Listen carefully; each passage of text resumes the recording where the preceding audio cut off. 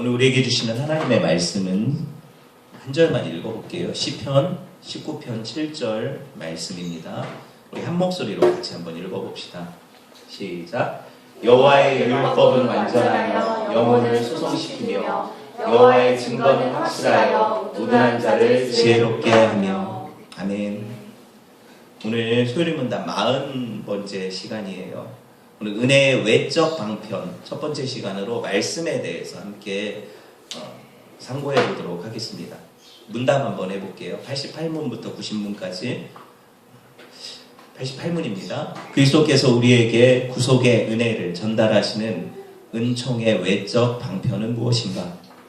그리스도께서 우리에게 구속의 은혜를 전달하시는 은총의 외적 방편은 그가 제정하신 것, 특히 말씀, 성례, 그리고 기도이며 이 모든 것들이 구원을 위한 효력을 가져온다. 구원을 이루어내는 말씀의 활동이 어떠한가?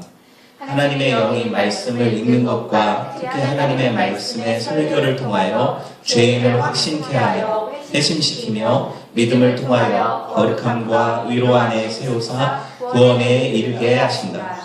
하나님의 말씀을 어떻게 읽고 들어야 구원을 이루어내는가?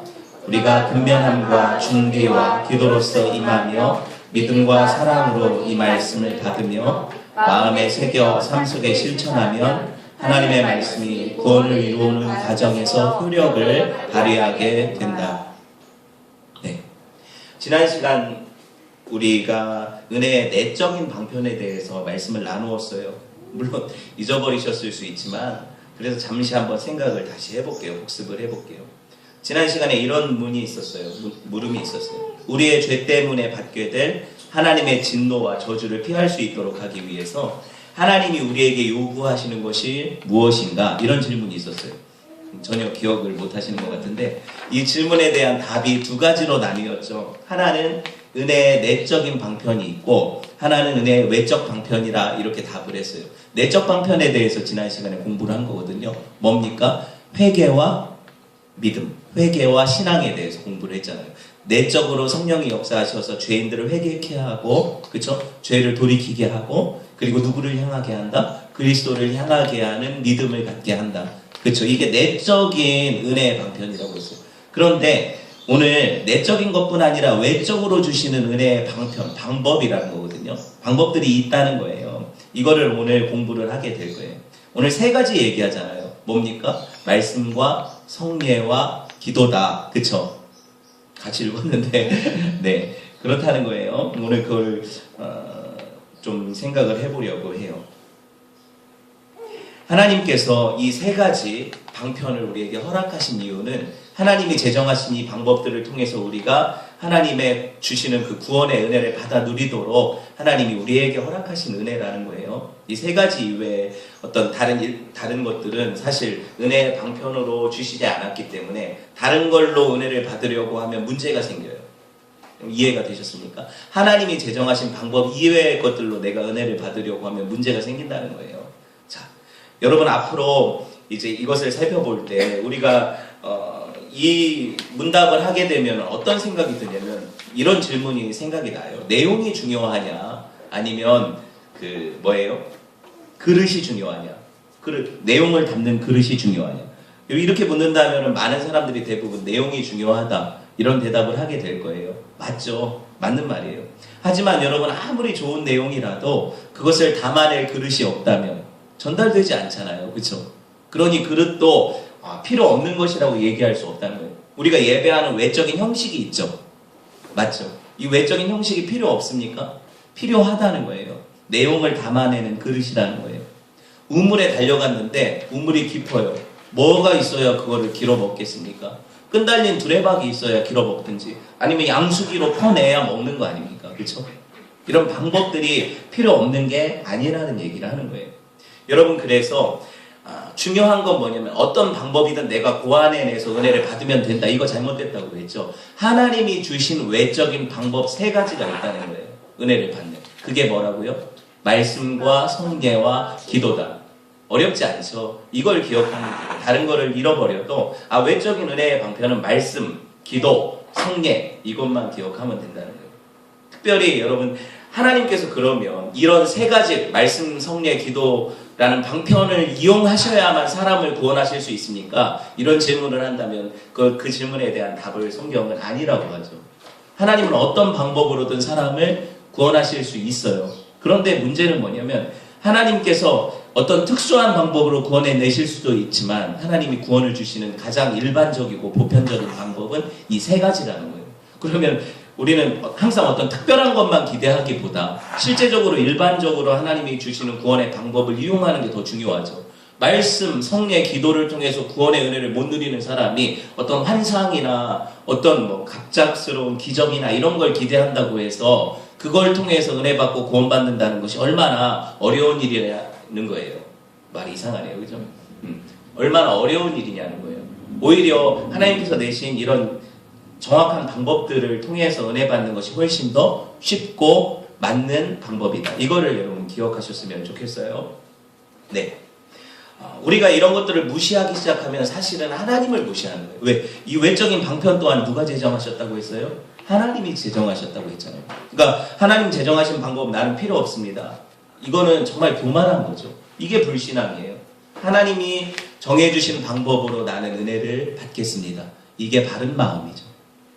네, 이 정도까지 하고요. 그러면 오늘 은혜의 방편으로 우리에게 외적으로 주신 것들 중에서 특별히 한 가지 맨 처음에 온 말씀, 최우선이라고 볼 수 있는 말씀이라는 방편에 대해서 공부를 하려고 해요. 오늘 다음 주에는 성례, 그 다음 주에는 기도에 대해서 우리가 한번 공부를 해보면 되겠죠. 자, 성경이 말씀이라고 지칭을 할 때 통상적으로 세 가지를 얘기를 해요. 첫 번째는 뭐냐면 예수 그리스도예요. 하나님의 아들이신 예수 그리스도께서 말씀이시라고 했죠. 그렇죠? 말씀이 육신이 되어 우리 가운데 거하시니 우리가 그의 영광을 보니 하나님의 독생자의 영광이요 은혜와 진리가 충만하더라. 하나님이 말씀이신 예수 그리스도를 우리에게 말씀이라고 소개하는 거예요. 예수님이 말씀이시라는 거예요. 쉽게 말하면. 두 번째는 뭐냐면 우리가 잘 아는 기록된 성경 말씀이 말씀이죠. 이거는 다 이해를 하실 거예요. 설명을 안 해요. 성경 자체가 하나님의 말씀이라는 거죠. 세 번째 그럼 또 말씀이 뭐냐? 세 번째는 뭐냐면 설교자를 통해서 선포되는 하나님의 말씀이 있어요. 이것 또한 말씀이라고 하죠. 그래서 기도할 때 말씀을 전하시는 목사님이라고 얘기를 하잖아요. 그렇죠? 해석해서 전해지는 하나님의 말씀을 설교라고 해요. 이 세 가지. 예수님이 말씀이시고 성경 말씀 자체가 말씀이고 그리고 설교자를 통해서 선포되는 것이 또 뭐다? 말씀이다. 예. 이 말씀을 통해서 하나님께서 역사하시고 은혜를 주신다. 그러니까 이 말씀의 통로를 통해서 은혜를 공급받는 것을 내가 거부하면 가장 큰 은혜의 방편을 빼앗기는 것이다. 누구 손해입니까? 바로 내 자신의 손해라는 거. 그러니까 가장 중요한 하나님의 은혜를 공급받는 통로는 뭐다? 말씀이다. 이거를 놓치지 마라. 이거를 잊지 마라.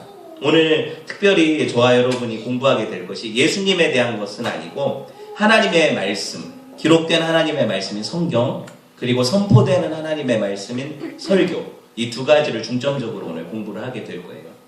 한번 생각해 봅시다. 성육하신 예수 그리스도는 우리 신앙의 뭐가 됩니까? 대상이 되죠. 내가 믿는 분이시잖아요. 대상이 돼요. 그리고 기록된 하나님의 말씀은 우리 신앙의 표준이 돼요. 이런 기록에 따라서 하나님을 믿는 거니까. 그렇죠? 그리고 선포되는 하나님의 말씀은 실제적인 지침이 돼요. 이렇게 하나님의 말씀을 해석해서 들려줄 때 그렇게 하나님을 섬겨라, 순종해라 이런 말씀이 되기 때문에 삶의 이정표가 되는 거죠. 그렇죠? 이 세 가지가 왜 중요한지 아시겠죠? 오늘 특별히 두 가지 성경과 또 선포된 설교 이거를 얘기하려고 하는데 여러분 최우선이라는 것은 뭐예요? 가장 중요한 수단이라는 뜻 아닙니까? 말씀이 이 세 가지 방편 중에서 우선이다. 성례 기도보다 우선된다. 그러면 뭐가 제일 중요하다? 말씀이 중요하다. 이거를 여러분 각인시켰으면 좋겠어요. 왜 그러냐면 하나님이 다양한 방식으로 은혜 주실 수 있지만 가장 많은 은혜를 말씀을 통해서 주시기 때문에 그래요. 여러분 이해하시죠? 그렇죠? 무슨 말인지. 아마도 말이 자꾸 꼬이는데 아마도 대부분이 말씀을 통해서 은혜를 받았을 거예요. 지금까지. 대부분이 그랬을 거예요. 기적이나 환상을 통해서 하나님을 만난 사람은 아주 손꼽죠. 있긴 있어요. 없지 않아요. 그런데 아주 특수한 상황이 아니면 하나님께서 그렇게 일하시지 않기 때문에 그래요. 그래서 아주 귀한 거죠. 여러분, 저도 신앙생활 시작할 때부터 말씀을 통해서 은혜를 받았어요. 특별히 제가 대학에 가서 제자훈련을 받다가 말씀에 깨어지게 된 계기가 있어요. 저는 그때까지 이 구원의 확신이 없었거든요. 늘 잘 하나님 말씀대로 순종하고 살 때는 내가 하나님의 백성, 구원받은 하나님의 사람이라는 그런 은혜 안에 거하다가 제가 실족하고 죄짓고 하나님 뜻대로 살지 못할 때는 어떤 생각이 지배적이었냐면 나는 버림받았다. 이해되셨죠? 나는 구원에서 탈락됐다. 나는 하나님께서 구원하지 않을 사람이다. 나는 죄인이기 때문에 늘 두려웠다는 거예요. 그런데 하나님의 말씀이 제대로 선포되는 교회에서 들어보니까, 그래서 그 말씀이 내 안에서 역사하기 시작하니까 이런 어떤 두려움이 사라지고 구원의 확신이 들어왔다는 거예요. 여러분, 이게 정말 중요하죠. 정말 중요해요. 흔들림 없는 믿음이 생긴다는 거예요.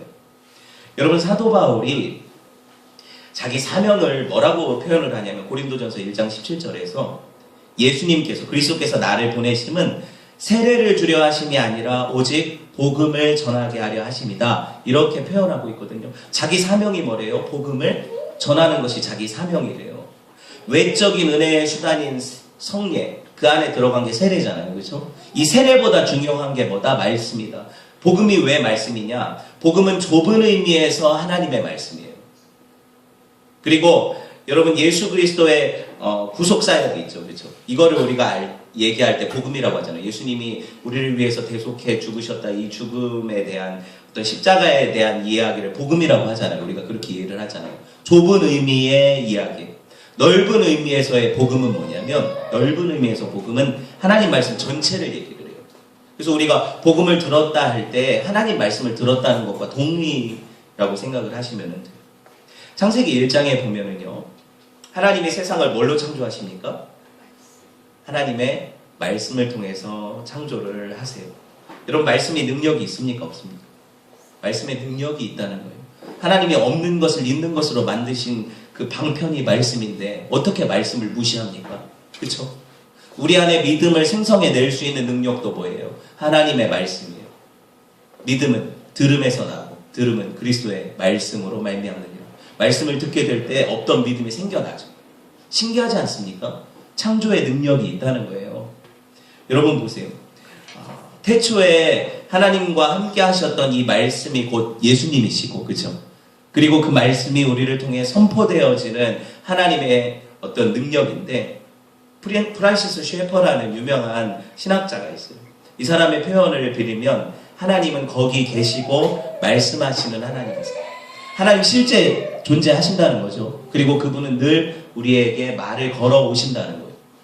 존재 자체가, 하나님은 말씀을 통해서 자기 존재를 나타내시는 분이시라는 거예요.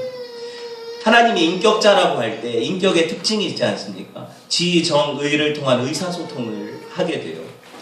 말씀을 통해서 커뮤니케이션을 한다는 거예요. 그렇죠? 사람이 어떻게 다른 사람과 의사소통을 합니까? 인격체끼리는 말을 통해서 의사소통을 하지 않습니까? 그렇죠? 하나님이 우리에게 의사소통을 걸어오실 때에도 뭘로 하신다? 이 말을 통해서 하신다는 거예요. 말씀을 통해서 우리한테 하나님께서, 창조주께서 피조물인 인간과 소통하고 계시다는 사실이죠. 이거를 기억하면 좋겠습니다. 여러분, 혹시 영화 인터스텔라를 보셨어요? 보신 분들이 있다면 기억하실지 모르겠는데, 거기서 나사의 우주인으로 로켓을 타고 우주여행을 떠난 한 어떤 아버지 이야기가 나오죠. 그 아버지가 우주여행을 떠났다가 웜홀이라는 곳에 갇혀요. 블랙홀 말고 웜홀이라는 그 공간에 갇히게 되는데, 웜홀에 갇혀서 다시 돌아오지를 못하고 있는 어떤 상황이 거기 펼쳐지거든요. 그 다차원의 세계 안에서 아버지가 자기 딸, 집에 있는 어린 딸에게, 시간과 공간을 초월하는 장소 아닙니까, 웜홀이. 근데 거기서 자기 딸에게 의사소통을 하기 위해서 쓴 방법이 뭐예요? 책꽂이에 책을 밀어서, 어떻게 할 수 있는지 모르겠지만 책꽂이에 책을 밀어서 떨어뜨려 가지고 그걸로 마치 무슨 뭐라고 해요? 모스부호처럼 이렇게 자기 뜻을 전달하는 방법을 삼았다는 거예요. 그 딸이 얼마나 천재인지 나중에 그 책꽂이에 책 떨어진 것을 보고 그걸 언어로 해석을 해내서 아버지와 의사소통이 가능해졌다, 뭐 이런 이야기거든요. 뻥이죠, 그렇죠? 여러분 보세요. 하나님께서 많이 우리한테 말을 걸어오시는데 우리가 알 수 없는 이런 특정한 방식, 되게 어렵죠. 이 방식으로 하나님 말씀을 전달하셨다면 우리가 그 말씀을 듣고 구원을 얻을 수 있을까요? 엄청 어렵겠죠. 아마 극소수의 천재들만 구원을 얻을 거예요. 맞죠? 복음이 이렇게 어렵게 기록되어져 있다면 누가 이 복음을 듣고 예수님을 구주로 영접하고 하나님의 구원을 누리겠습니까? 아무도 이럴 수 있는 사람이 없다고 생각해요. 저 같은 보통 사람들은 죽었다 깨어나도 구원 못 받을 것 같아요. 그런 식으로 의사소통을 걸어오셨다면. 근데 하나님께서는 복음이라는 어떤 쉽게 우리가 이해할 수 있는 언어로 얘기를 하셨죠. 어떻게? 예수님이 하나님의 아들이신데 우리 죄인들을 위해서 대신해서 죽으셨고 예수님을 믿으면 구원을 누릴 수 있다는 이 쉬운 어떤 명제를 가지고 우리한테 말을 걸어오신 거잖아요. 그렇죠? 여러분, 이거를 내가 지혜가 부족해서 이해를 못하겠다 하는 사람 거의 없다는 거예요. 이 복음이 그만큼 쉽다는 거예요. 내용 자체가. 그런데 다만 사람들이 자기 마음으로 거부할 뿐이죠. 그렇죠? 거부할 뿐이지 이걸 이해 못해서 구원을 못 얻는 건 아니라는 거예요. 얼마나 쉽습니까? 여러분, 그래서 성경이 이렇게 쉽게 기록되어져 있기 때문에 지혜가 없는 사람이나 학식이 부족한 사람도 다 이해할 수 있고 어린아이들이라도 이걸 이해해서 구원을 얻을 수 있게 하셨다는 거예요. 그런데 그렇다고 해서 성경이 아주 수준 낮고 저급하고 별 볼 일 없는 책이라는 건 아니죠. 무슨 말이에요? 여러분, 성경이라는 하나님의 말씀이라는 것은 세상 어떤 책보다 지혜의 보고예요. 그렇죠? 하나님께서 그 수많은 하나님의 놀라운 비밀들, 그 신비들, 미스테리들을 이 성경에 기록해 넣으셨어요. 그런데 하나님께서는 이 성경을 통해서 하나님의 뜻을 분별하고 구원을 얻을 수 있는 이 지식을 쉽게 우리에게 이해할 수 있도록 하셨다는 거예요. 여러분, 우리가 대단한 철학자를 만나도 그 사람들하고 의사소통이 안 되면 뭔 얘기하는지 알 수 있습니까? 유체이탈 화법이라고 하죠. 다른 사람들이 이해하지 못하는데 자기만 이해한 언어를 가지고 얘기를 하면 대화가 안 되잖아요. 현 정부처럼. 그렇죠? 이런 문제가 있다는 거예요. 여러분, 한번 생각해 봅시다. 시편 19편 7절 한번 볼까요? 하나님의 말씀, 율법은 보세요. 여호와의 율법은 완전하여 영혼을 소성시키며 여호와의 증거는 확실하여 우둔한 자를 지혜롭게 하며 이렇게 말하고 있습니다.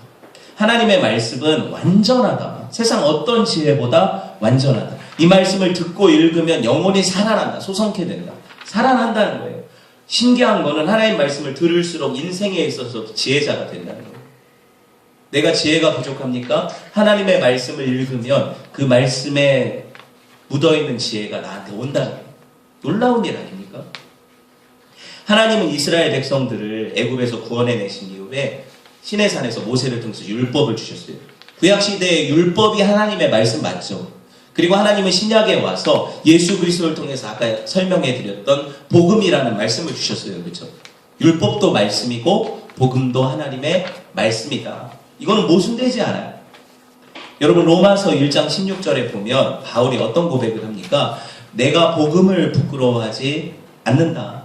내가 복음을 부끄러워하지 않는다. 왜 안 부끄럽냐면 이 복음은 모든 믿는 자들에게 구원을 주시는 하나님의 능력이기 때문이다.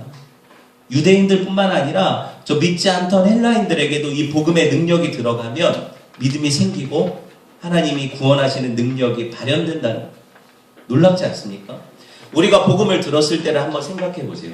처음 내가 하나님의 말씀이니 복음을 들었을 때 내 영혼이 어떻게 반응했나를 한번 내 안에서 생각을 해보세요. 복음이 내게 구원하는 능력으로 다가오면 어떻게 돼요? 내 영혼이 반응하죠. 이게 실제로 믿어지고 처음에 들었을 때 그 아리송하던 게 내 안에서 실제적인 믿음으로 생성이 돼요. 그렇죠? 그래서 그분이 나를 구원하신 구원자시라는 사실이 의심 없이 믿어지고, 그리고 그분이 영원한 하나님이시고 나를 천국까지 이끄실 분이라는 사실이 믿어지고, 이 복음의 능력 아닙니까? 사람이 말한다고 해서 이게 믿어질까요? 절대 그렇지 않아요. 여러분, 하나님이 선포되는 말씀을 통해서 구원의 은혜를 주시기를 원하세요. 로마서 10장 17절에 보면은요, 아까 제가 읽어드렸던 본문인데, 그러므로 믿음은 들음에서 난다. 들음은 뭘 들을 때? 하나님의 말씀, 그리스도의 말씀을 들을 때에 믿음이 생긴다. 그래서 여러분이 왜 힘들어도 어려워도 말씀을 읽고 이 자리에 나와서 예배 때 계속 말씀을 들어야 되는가? 제가 한 40분 정도는 항상 설교하지 않습니까? 힘들 수도 있어요, 여러분. 근데 말씀은요, 들을 때 믿음이 생겨요. 자꾸 들을 때 하나님 안에서 말씀의 능력이 죄인들로 하여금 회개케 하고 우리로 하여금 힘들고 어려울 때 다시 일어날 수 있는 용기를 주고 위로하고 평안을 주고 하나님 말씀의 능력 아닙니까?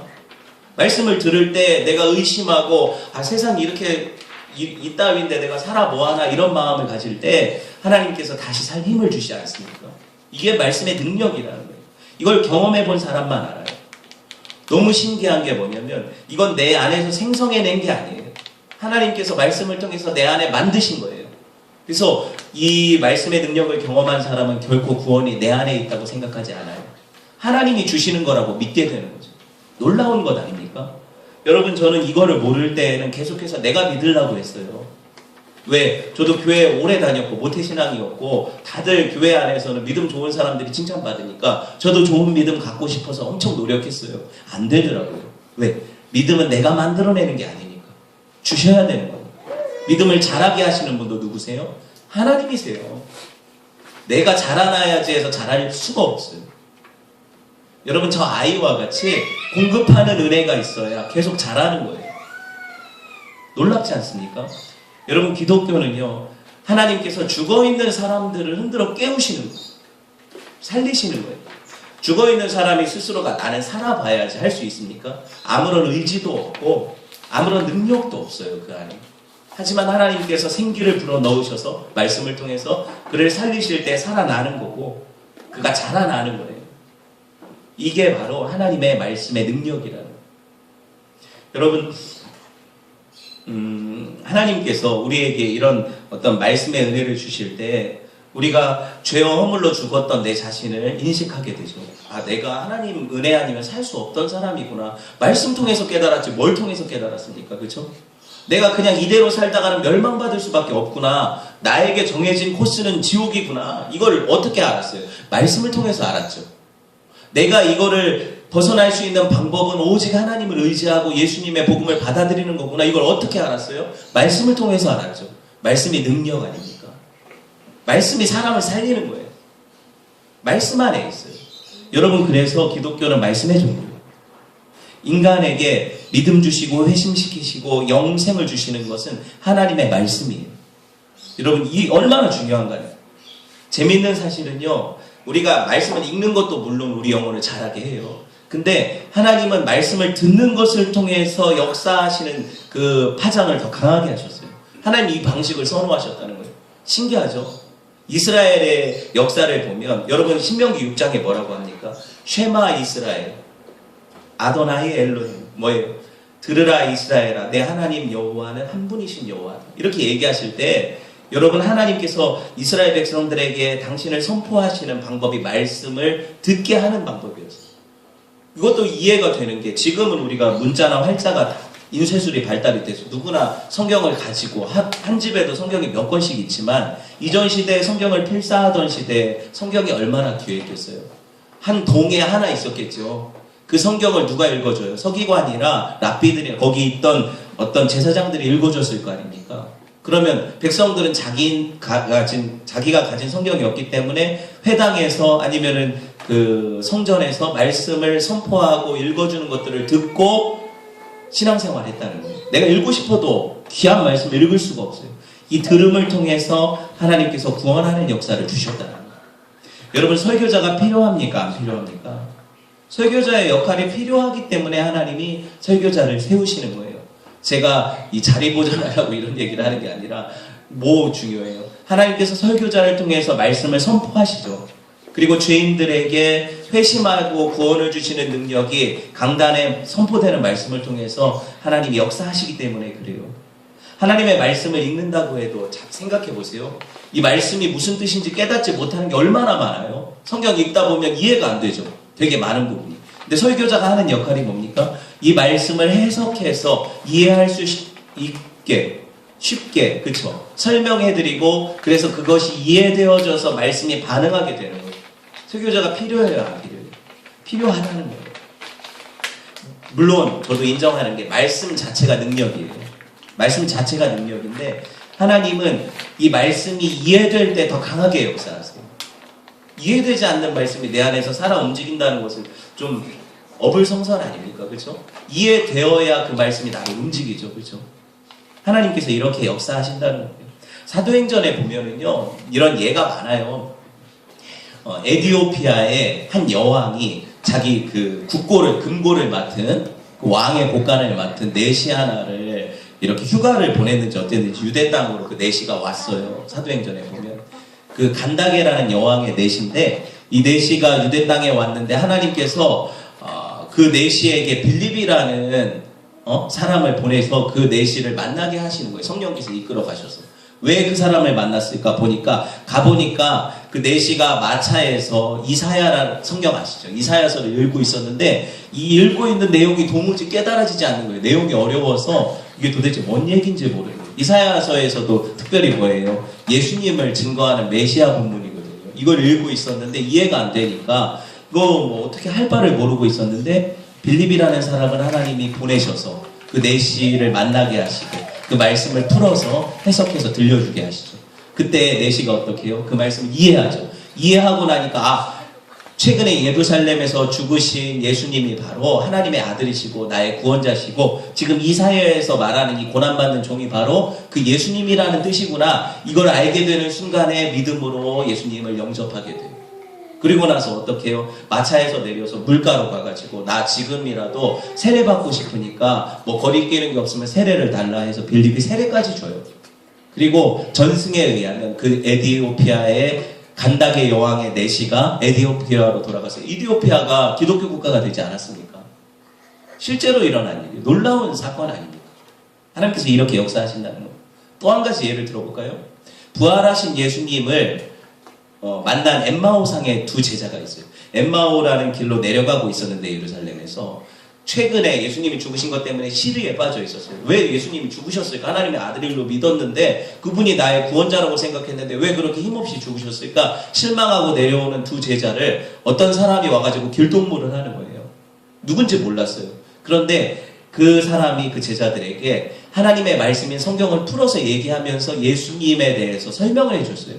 그러고 나서 그 머무르는 곳에 들어가서 떡을 떼고 그들을 위해서 기도하니까 어떻게 해요? 그들의 영의 눈이 떠져서 지금 이 말씀을 해석해 주신 분이 부활하신 예수님이라는 것을 깨닫게 되었어요. 그러고 나니까 예수님이 호련히 사라지셨죠. 제가 왜 이야기를 합니까? 성경이 그냥 선포돼도 이해되지 않으면 능력이 나타날 수 없다는 거예요. 그래서 말씀을 해석해 주는 설교자가 필요하다는 거예요. 그리고 이것을 깨닫게 될 때 그 말씀이 내 영혼을 변화시키는 은혜의 방편으로서의 힘을 발휘하게 된다는 겁니다. 자, 느헤미야 8장 8절 봅시다. 느헤미야서 8장 8절 한번 같이 읽어봅시다. 하나님의 율법책을 낭독하고 그 뜻을 해석하여 백성에게 낭독하는 것을 다 깨닫게 하니. 이 말씀은요, 바벨론 포로 생활 70년 하고 돌아온 포로 귀환자들에게 하나님께서 에스라라는 성경학자를 통해서 수문학 광장에 모인 사람들에게 말씀을 선포하고 그 말씀을 해석해서 설교하게 한 장면이에요. 그 뜻을 해석해서 백성들에게 이 낭독하는 것을 깨닫게 했더니 어떤 일이 벌어졌습니까? 하루 종일 서서 말씀 듣던 사람들이 깨닫고 회개하고 하나님 앞에 돌아오는 큰 부흥의 역사가 일어난다는 거예요. 여러분, 왜 말씀을 들어야 합니까? 하나님의 뜻을 분별하고 깨닫고 돌이키기 위해서, 그리고 은혜를 받고 하나님의 사람으로 견고히 서기 위해서. 이런 증거들이 무수해요. 여러분, 말씀이 회개케 하는 능력이 있습니까? 없습니까? 있죠. 야고보서 1장 21절 보세요. 사람들이 자기 힘으로 더러운 것을 벗어버리지 못하고 악을 버리지 못하거든요. 근데 말씀해 보니까 이 하나님의 말씀의 능력은 그 모든 더러운 것과 넘치는 악을 내어버리고 너희 영혼을 능히 구원할 바 마음에 심겨진 말씀을 온유함으로 받으라, 이렇게 얘기를 하고 있죠. 하나님 말씀이 이런 역사를 일으킨다는 얘기예요. 또 하나님의 말씀은요, 성도들을 진리 안에서 든든하게 세워가요. 흔들림 없이. 그래서 어떤 어려움이 와도 하나님의 말씀이 있는 사람들은 이걸 견뎌낼 수 있는 반석을 가진 사람들이에요. 실제로 그렇습니다. 하늘에 속한 신령한 것들을 우리가 뭘 통해서 얻나요? 하나님의 말씀을 통해서 얻게 되고 깨닫게 되죠. 한번 봅시다. 사도행전 20장 32절에 보니까 지금 내가 여러분을 주와 및 그 은혜의 말씀에 부탁하노니 그 말씀이 여러분을 능히 든든히 세우사 거룩하게 하심을 입은 모든 자 가운데 기업이 있게 하시리라.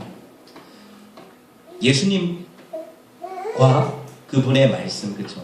그 말씀의 능력이 여러분을 능히 든든하게 세울 수 있다, 그렇죠?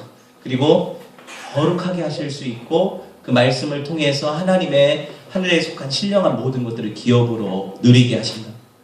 하나님 말씀이 증거하지 않습니까? 하나님의 말씀은요, 또 우리 안에 내가 고칠 수 없는 부분들을 고쳐가시는 수술하는 메스 같아요. 한번 볼까요? 히브리서 4장 12절에 보니까 하나님의 말씀은 살아있고 활력이 있어, 운동력이 있어서 좌우의 날선 어떤 검보다도 예리하다.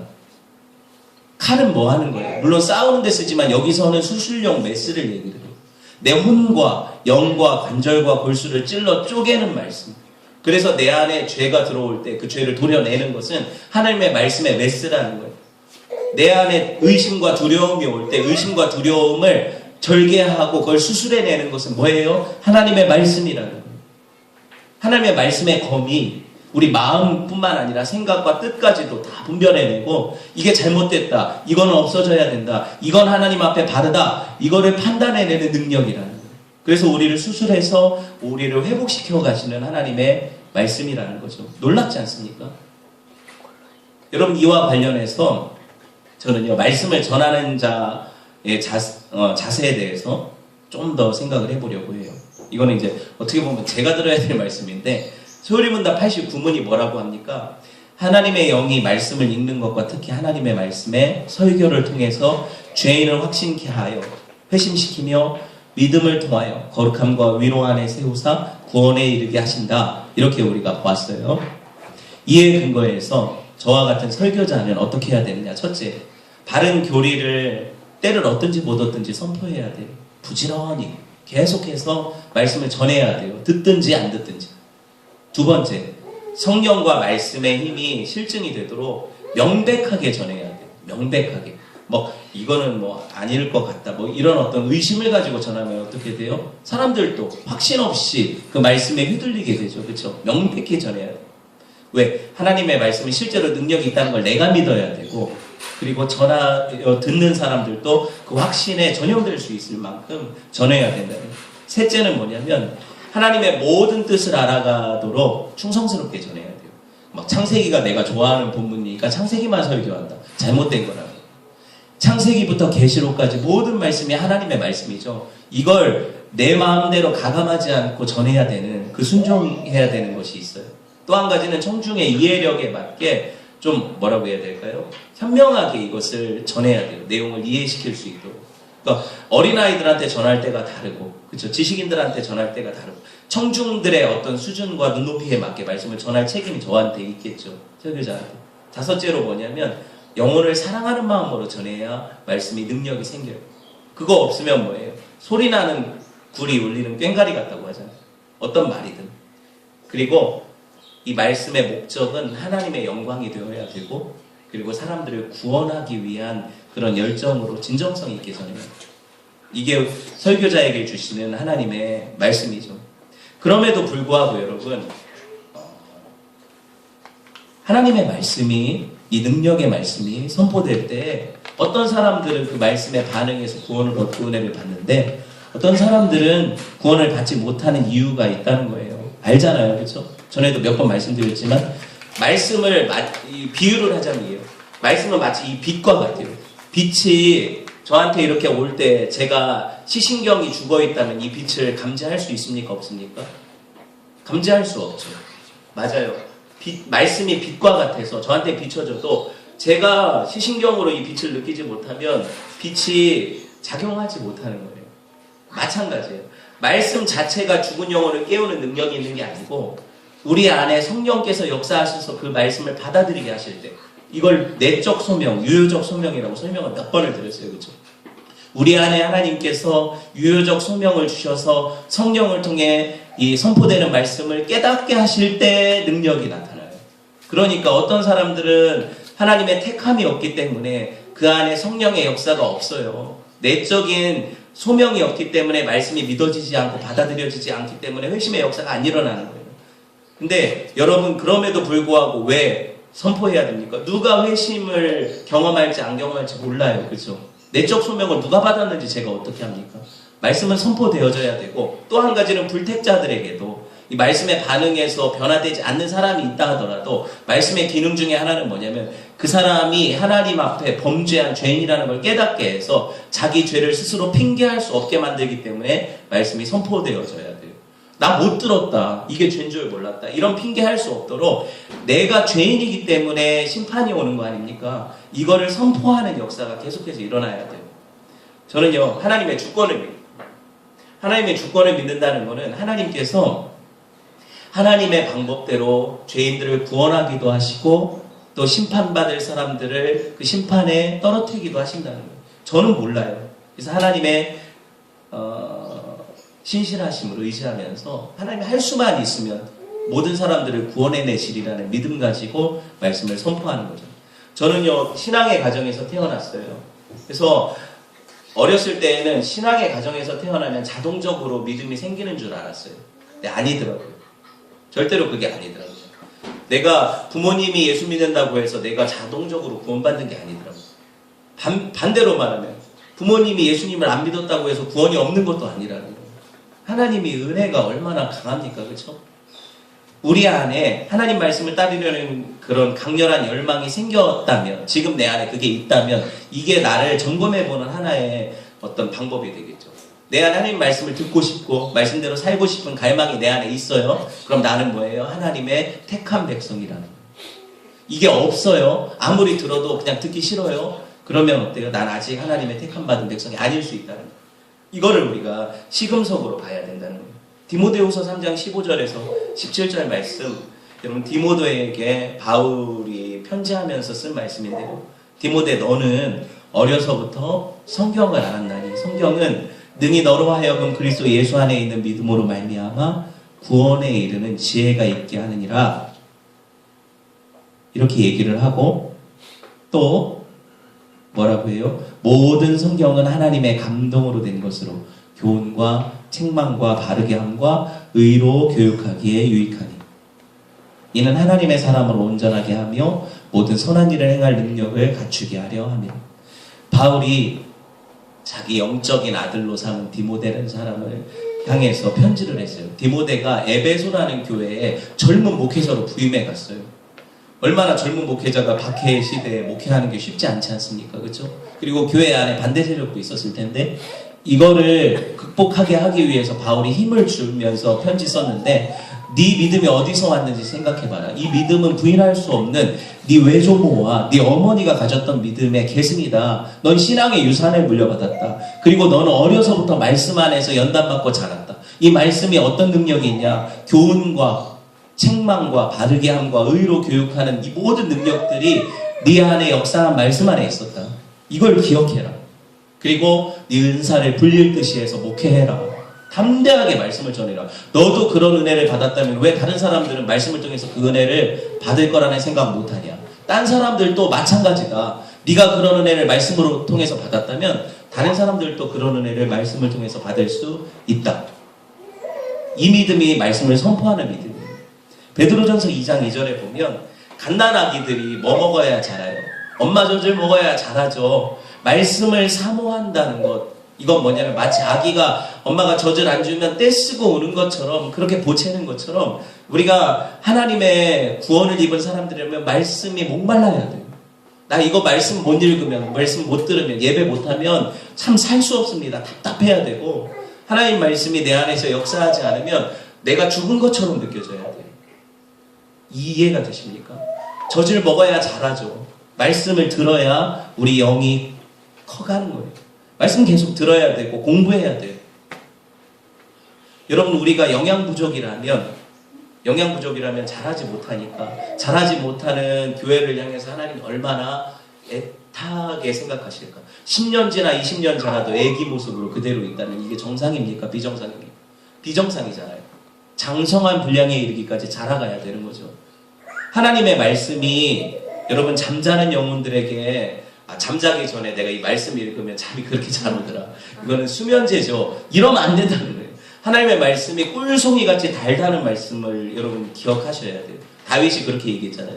하나님 말씀이 나한테 얼마나 꿀같이 다른지 이 말씀 때문에 내가 산다. 눈이 밝아진다. 여러분, 성경은 하나님이 우리를 향하신 연애편지 같아요. 어떤 사람이 내가 좋아하는 사람으로부터 연애편지를 받았어요. 그 연애편지를 읽다가 좋을 수 있어요? 내가 되게 좋아하는 사람이 나를 좋아한다고 편지를 줬어요. 그걸 읽다가 졸아. 아, 이것만 읽으면 잠이 오네. 막 침을 흘리면서 이럴 수 있냐고요. 근데 우리 성경이 하나님의 연애편지라는 걸 아는 우리는 그걸 읽다가 그렇게 졸음이 올까요? 우리 잘못된 거죠. 그렇죠? 하나님 말씀은 연애편지 같아서 오히려 그걸 읽을 때 가슴이 뛰어야 되고 기뻐야 되고 그 기쁨 때문에 한없이 눈물을 흘리면서 하나님을 더 사랑하게 돼야 돼요. 그렇죠? 이게 하나님 말씀의 능력 아닙니까? 여러분, 우리가 말씀을 읽고 듣기 전에 우리 자세를 돌아볼까요?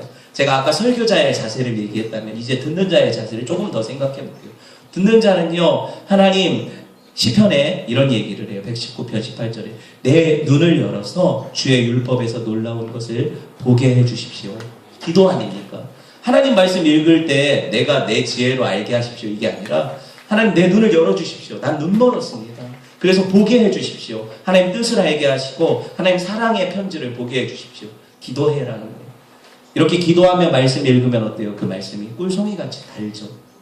하나님은 성령을 통해서 말씀을 깨닫게 하실 뿐만 아니라 믿음을 자라게 하시고 구원 얻는 능력을 주시고 은혜를 베풀어 주신다는 거예요. 더 깊이 하나님을 알게 하신다는 거예요. 여러분, 오늘 구신문에 말씀 받는 올바른 자세에 대해서 말하고 있죠. 구신문 한번 다시 볼까요? 왔다 갔다 힘들죠? 구신문 말씀을 받는 올바른 자세 봅시다. 하나님의 말씀이 효력 있는 구원의 방편이 되려면 먼저 뭐 해야 되냐면 하나님 말씀을 부지런히 읽고 들어야 된다. 근데 이 말씀을 읽고 듣기 위한 준비로 나는 미리 예배 오기 전에 토요일에 내 상태를 최상으로 준비를 해놓고 모든 방해되는 요소들을 제거한 이후에 다 준비해놓은 이후에 예배해야 된다. 그리고 기도해야 된다.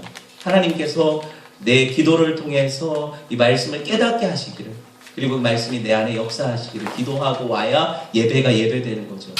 기도하지 않고 예배하면 어떻게 돼요? 반만 은혜를 받아요. 아예 안 받는다고 말할 수는 없지만 모든 은혜들을 다 받으려면 준비하고 기도하는 자세로 와야 된다는 거예요. 여러분, 또 한 가지 성경이 지적하는 건 뭐냐면 그래서 준비하고 말씀을 아무리 많이 듣고 읽는다고 해도 그 말씀이 실제적으로 내 것이 되지 않으면 유익이 없다. 이런 얘기도 하거든요, 성경이. 많이 경험해 보셨을 거예요. 은혜 받고 내가 이렇게 살아야지 하고 돌아갔다가 다 잃어버리고 한 주간 그렇게 살지 못하고 다시 돌아와서 회개하고. 왜 이런 일이 일어나냐? 히브리서 4장 2절에 보니까 그들과 같이 우리도 복음 전함을 받은 자이나 그러나 들은 바 그 말씀이 그들에게 유익하지 못한 것은 듣는 자가 믿음과 결부시키지 아니하니라. 무슨 말입니까? 우리는 그 말씀이 내 믿음이 돼서 살아 역사했어요. 실천되었어요. 그런데 어떤 사람들에게는 그 말씀이요, 믿음하고 연결이 안 되는 거예요. 그래서 믿음은 따로, 이해되셨죠? 삶은 따로, 이런 현상이 일어났다는 거예요. 이거는 올바른 말씀 듣는 태도가 아니라는 거죠. 이런 말씀을 들을 때 이게 내게 주신 말씀입니다. 그래서 난 이 말씀 붙잡고 능력 있게 살아봐야지. 하나님의 은혜를 구하고 그렇게 살아갈 때 하나님께서 이 말씀이 실제로 역사하는 힘이 되게 하신다. 능력이 되게 하신다. 여러분, 이거를 기억하셨으면 좋겠어요. 우리가 죄를 억제하는 능력도 말씀 안에 받아요. 그렇죠? 청년이 무엇으로 그 행실을 깨끗게 하리이까? 주의 말씀을 따라 삼가할 것입니다. 내가 주께 범죄하지 아니하려 하여 주의 말씀을, 이 말씀법을 들여다